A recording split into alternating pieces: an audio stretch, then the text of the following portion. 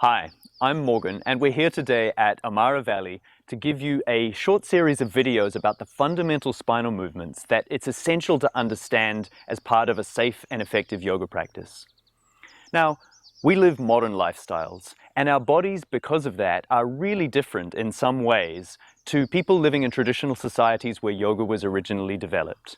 We often sit for hours a day and it creates tightness in our hips, our lower back, poor posture. We're having to deal with so much more information than people used to. And because of that, it's important to move our spine every day to keep it supple and healthy. The spine moves in 8 principal directions. It lengthens and shortens, moves forward and back, side to side, and twists. And in these videos, we're going to go in depth in each of these positions to teach you how to put them together in a spinal movement practice. The best way to move our spine is actively from our core, and this also means from the base of your spine upwards. And you'll see this through each of the videos that we do. To start off, let's look at the fundamental lengthening of the spine. To really get this, plant your feet. And it's important to start off with a base where we're really rooting down through the base of our spine, through our tailbone, our sacrum. So relax your knees and drop your hips down. You can even relax your pelvic floor and your belly and feel as if your hips were heavy, like a weight on a string. And you can already feel that lengthening a little bit, your lower back. And you want to try and keep that base there as you traction up to get the most opening.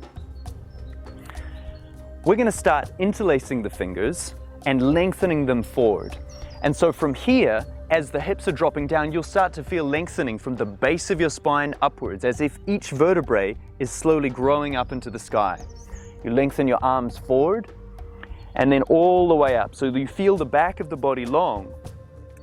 As you do so, really lift the shoulders forward and up, and lifting the shoulders then tractions the top part of the spine to get the most opening in the discs between the vertebrae. As you lengthen up, you can lengthen up through the front of your spine as well, through the front of your body, but make sure that you're not arching your back, so you still keep the hips dropping down, that length through your lower back, and then as you lengthen up, you can breathe down into your lower belly. Relax the body, let that drop as you grow up into the crown of your head, and you'll feel as much space as possible come in through lengthening the spine, and then come back down.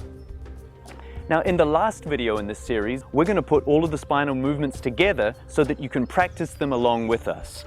And when we're doing that, you can do this with your hands interlaced, which is often a nice way to learn the positions and can feel really good as you lengthen the body out.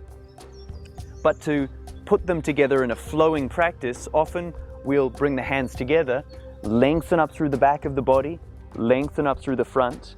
Feel all the same principles we just went through, dropping the hips, lifting the shoulders, relaxing the belly and letting breath move through the body. And then coming back down to move into the next position. Thanks for watching. In the next video, Ben's going to look at flexion and extension.